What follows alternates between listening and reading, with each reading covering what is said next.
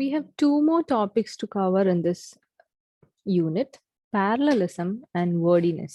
So in this class, you will be learning how to use parallel construction, how to construct parallel sentences, and also to avoid wordiness. രണ്ടും നമ്മൾ മുന്നേ പറഞ്ഞിട്ടുള്ള കാര്യങ്ങളാണ്. Parallel സെന്റൻസസും അതേപോലെ തന്നെ വേർഡിനെസ് എങ്ങനെ ഒഴിവാക്കണം എന്നുള്ളതും നമ്മൾ ജസ്റ്റ് ഒന്ന് പറഞ്ഞു പോയിട്ടുള്ള കാര്യങ്ങളാണ്. ഇത് ഒന്നും കൂടെ ഡീപ്പായിട്ട് നോക്കുക എന്നുള്ളതാണ് ഈ ഒരു ക്ലാസ്സിന്റെ ഉദ്ദേശം. So parallelism is a stylistic feature in writing where ideas are presented using grammatically similar or structurally identical words and expressions. നിങ്ങൾ സ്ഥിരമായിട്ട് യൂസ് ചെയ്യുന്ന സെന്റൻസ് സ്ട്രക്ചർ തന്നെയാണ് പാരലലിസം എന്ന് പറയുന്നത്. പക്ഷെ അത് നിങ്ങൾ യൂസ് ചെയ്യുമ്പം എന്താണ് മനസ്സിൽ വെക്കേണ്ടത് എന്നാണ് നോക്കേണ്ടത്. Okay, so it is A stylistic feature. അത് സ്റ്റൈലിസ്റ്റിക് ഫീച്ചറാണ്. അത് നിങ്ങളുടെ റൈറ്റിംഗ് സ്റ്റൈലിൽ പെടുന്ന ഒരു കാര്യമാണ്. And in a parallel sentence, we present ideas using grammatically similar or structurally identical words and expressions. Example നോക്ക. Read, think and write every day to become a writer. See, നമ്മൾ comma ഇട്ട് എഴുതുന്ന read, think and write എന്ന് പറയുന്ന 3 verbs ആണ്. So they all belong to the same grammatical category. In the same way, the novel is interesting and thrilling. നമ്മൾ features ആണ് പറയുന്നത്. നമ്മൾ ഡിസ്ക്രൈബ് ചെയ്യാണ് ചെയ്യുന്നത് ഒരു നോവലിനെ. So whenever you are describing using adjectives, use it in the same grammatical form. ഇവിടെ രണ്ടും ing ഫോമിലാണ് ചെയ്തിട്ടുള്ളത്. Look at the next example. The cushion is soft, comfortable and stylish. Cushion describe ചെയ്യാണ് ചെയ്യുന്നത് using adjectives like soft, comfortable and stylish. All three are adjectives. All three are in present tense. Grammatically similar ആണ്, identicalum ആണ്. Okay, so parallelism applies not only to the words, arrangement of words within a sentence, but also to the arrangement of series of sentences. ഒരു പാരഗ്രാഫിൽ നിങ്ങൾ ഒരു പല സെന്റൻസുകൾ ഒരേ രീതിയിൽ arrange ചെയ്യുന്നുണ്ടെങ്കിൽ അതും പാരലലിസം ആണ്. അതേപോലെ തന്നെ നമ്മൾ ഐ ഹാവ് എ ഡ്രീം എന്നുള്ള ഒരു എക്സാമ്പിൾ മുന്നേ പറഞ്ഞിരുന്നു. ഐ ഹാവ് എ ഡ്രീം എന്ന് പറയുന്ന മാർട്ടിൻ ലൂതർ കിങ്ങിന്റെ സ്പീച്ച് ഒരു പാരലലിസത്തിന്റെ എക്സാമ്പിൾ ആണ് എന്ന് നമ്മൾ പറഞ്ഞിരുന്നു. So he constructs his speech using the expression I have A dream in every paragraph. എല്ലാ പാരഗ്രാഫിലും ഐ ഹാവ് എ ഡ്രീം എന്നുള്ളത് ആ ഒരു എക്സ്പ്രഷൻ യൂസ് ചെയ്തിട്ടാണ് ആ ഹോൾ സ്പീച്ച് ഉണ്ടാക്കിയിട്ടുള്ളത്. So the entire speech is an example for parallelism. Why should you use parallelism in your work? It helps you to enhance the readability of your work and gives greater clarity and economy for it.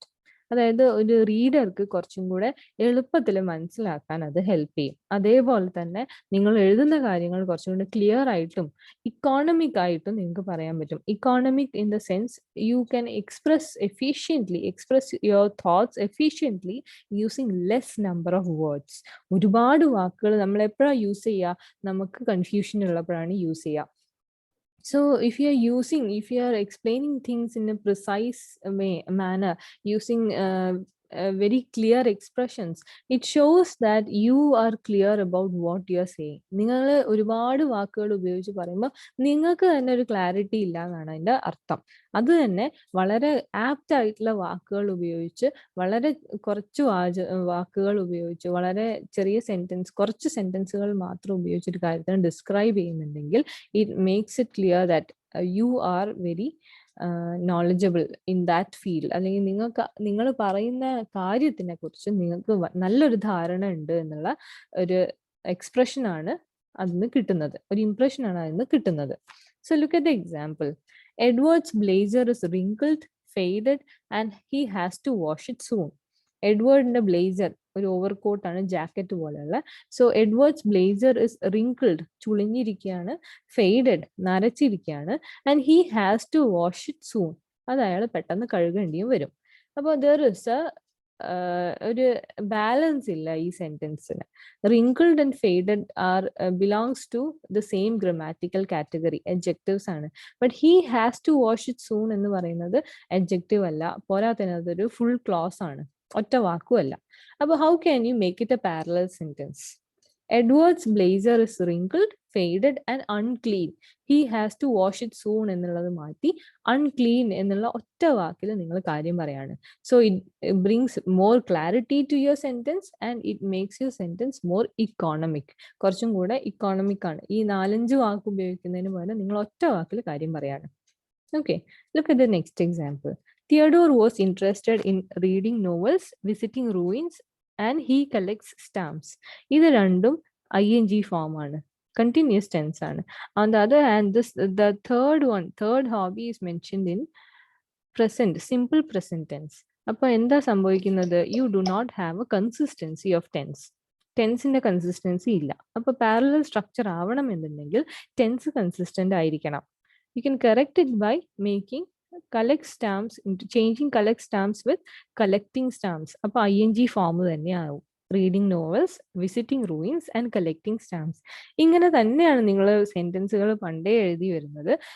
Just make sure that you are conscious about the use of such terms. Third example അങ്ങനെ തന്നെ.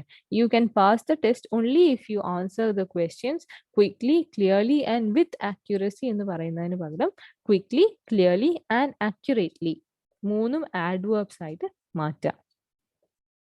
When does non-parallel structures enter your writing? നിങ്ങളുടെ റൈറ്റിംഗിൽ എപ്പോഴാണ് non parallel structures വരുന്നത്? When you mix different verb forms in a sentence. Adverbsഉം adjectivesഉം mix ചെയ്യുമ്പോൾ എല്ലാം adjectives ആയിട്ട് ഡിസ്ക്രൈബ് ചെയ്യണം, അല്ലെങ്കിൽ എല്ലാം adverbs ആയിട്ട് പറയണം. അത് രണ്ടും കൂടെ മിക്സ് ചെയ്യുമ്പോൾ it is A non parallel structure. Mismatch parts of speech, ഒരു നൗണും ഒരു വേർബും പറയുമ്പോൾ, അല്ലെങ്കിൽ രണ്ട് നൗണും രണ്ട് വേർബും പറയുമ്പോൾ, ഒരുമിച്ച് പറയുമ്പോൾ, when you are speaking about nouns, speak about nouns alone. That will make your sentences more parallel in nature. Use nouns with different numbers. Nouns with different numbers പറയുകയാണെങ്കിലും അത് നോൺ പാരലൽ സ്ട്രക്ചർ ആയിട്ട് മാറും. When there is a mismatch of subject matter. Example പറയുകയാണെങ്കിൽ he loves cricket, football and reading books. Reading books ഇവിടെ വളരെ odd ആയിട്ട് feel ചെയ്യും, because cricket and football are sports, reading books are not a sport. അപ്പൊ നിങ്ങൾ പറയുകയാണെങ്കിൽ മൂന്നും hobbies പറയുകയാണെങ്കിൽ 3 സ്പോർട്സ് ആക്കിയിട്ട് പറയാം. അപ്പൊ എന്താ, he loves cricket, football and volleyball, or cricket, football and hockey അങ്ങനെ പറയാം. Otherwise, if you don't have a third sport as a hobby, say he loves cricket and football. അത് മതി, അപ്പൊ പാരലൽ ആവും. Okay, so make sure you use parallel structures in your writing in order to make it more clear and more precise and more readable. Then wordiness ആണ് നമ്മളുടെ അടുത്ത പ്രശ്നം. How to avoid wordiness? If you do not express ideas clearly, precisely and directly, your writing will be considered as wordy. നമ്മൾ നേരത്തെ പറഞ്ഞ കാര്യങ്ങൾ തന്നെ. നിങ്ങൾ എപ്പോഴാണ് ഒരുപാട് വാക്കുകൾ ഉപയോഗിച്ച് കാര്യങ്ങൾ പറയാ? നിങ്ങൾക്ക് ക്ലാരിറ്റി ഇല്ലാത്തപ്പോഴാണ് അങ്ങനെ പറയാ.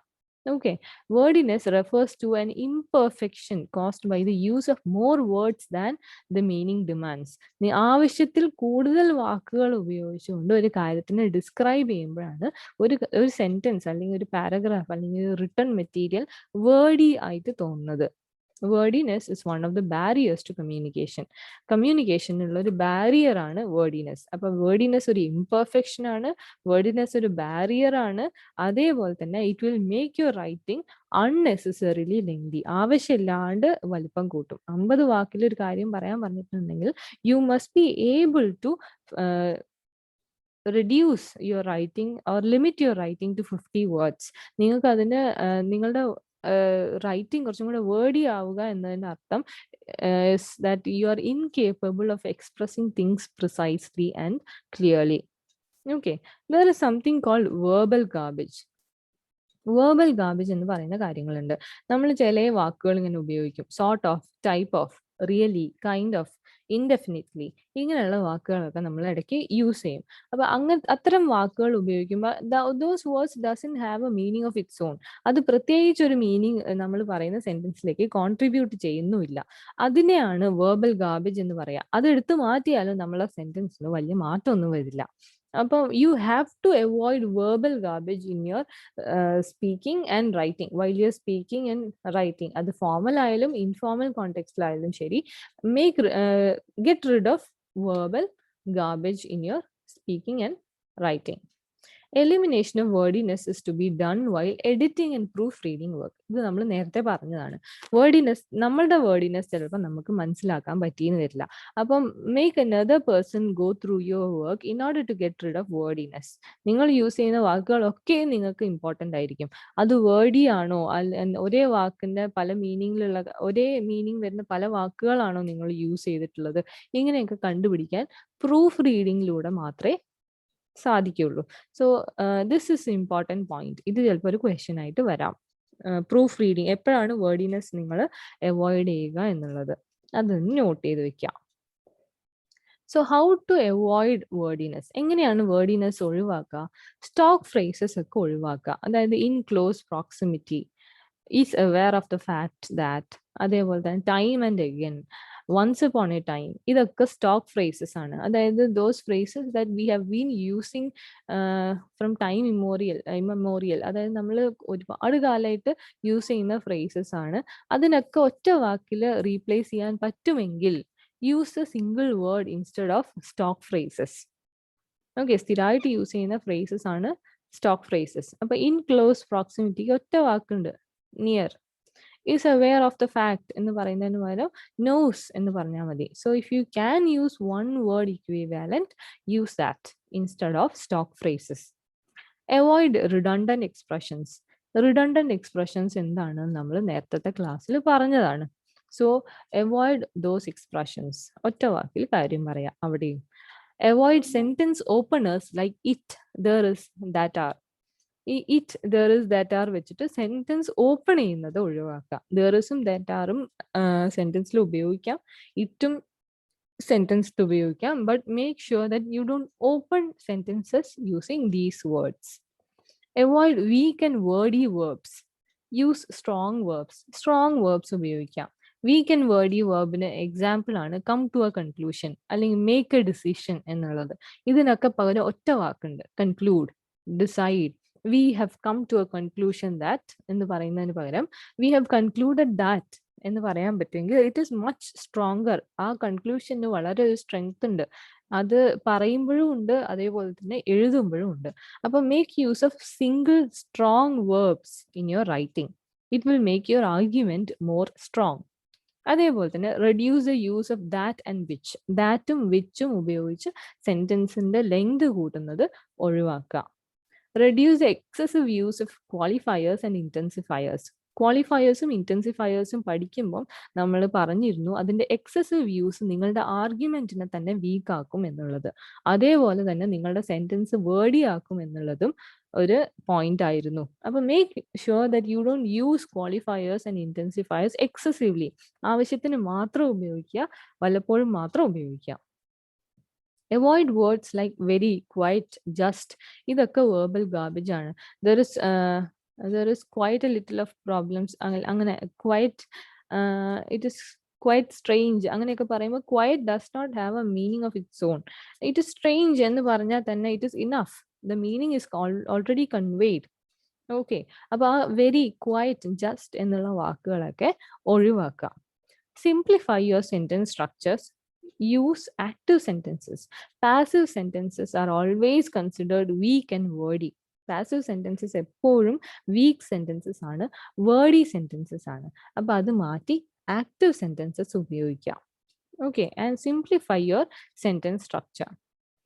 എക്സാമ്പിൾസ് നിങ്ങളുടെ ടെക്സ്റ്റിൽ ഒരുപാട് എക്സാമ്പിൾസ് കൊടുത്തിട്ടുണ്ട്. അതിൽ 2 എണ്ണം മാത്രമേ ഞാൻ ഇവിടെ എടുത്തിട്ടുള്ളൂ. Example number 1. There was a time when the Arakan forest turtle was thought by scientists to be extinct. അപ്പൊ there was a time എന്നുള്ളത് ഒരു സ്റ്റോക്ക് ഫ്രേസ് ആണ്.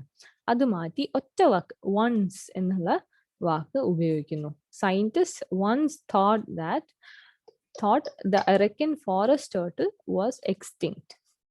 Okay, അതേപോലെ തന്നെ the coat that Anita wore for the party was blue in color. ഇതൊരു passive sentence ആണ്. That വെച്ചിട്ടുള്ള construction ആണ് വരുന്നത്. Look at how it is revised. Anita wore a blue coat for the party. Anita wore a blue coat for the party. The coat that Anita wore എന്ന് പറയുന്നതിന് പകരം Anita wore a blue coat. Blue in color എന്ന് പറയുന്നത് ഒരു redundant expression ആണ്. Blue ഒരു കളറാണെന്ന് നമുക്ക് already അറിയാം. അപ്പൊ പിന്നെ എന്തിനാണ് ബ്ലൂ ഇൻ കളർ പറയുന്നത്? Anitha wore a blue coat for the party. ഇങ്ങനെ വേർഡി സെന്റൻസസ് ഒഴിവാക്കാൻ നോക്കുക. So we have come to the end of unit 5. നമ്മൾ വൊക്കാബുലറിയിൽ ഒരുപാട് കാര്യങ്ങൾ പഠിച്ചു. What is the importance of vocabulary? Which are the phrases that you must avoid in academic writing? And how can you replace those phrases with more stronger phrases? We have learned the use of qualifiers, intensifiers, discourse markers, and we have also learned how to use parallel sentences and how to avoid wordiness in your writing. Make sure that you go through all the topics in the unit. അത് വളരെ important ആയിട്ടുള്ള ഒരു unit ആണ്. അപ്പൊ അത് എല്ലാം ഒന്ന് മറച്ചു നോക്കിയിട്ട് ഡൗട്ട്സ് ഉണ്ടെങ്കിൽ തീർച്ചയായിട്ടും ചോദിക്കാം.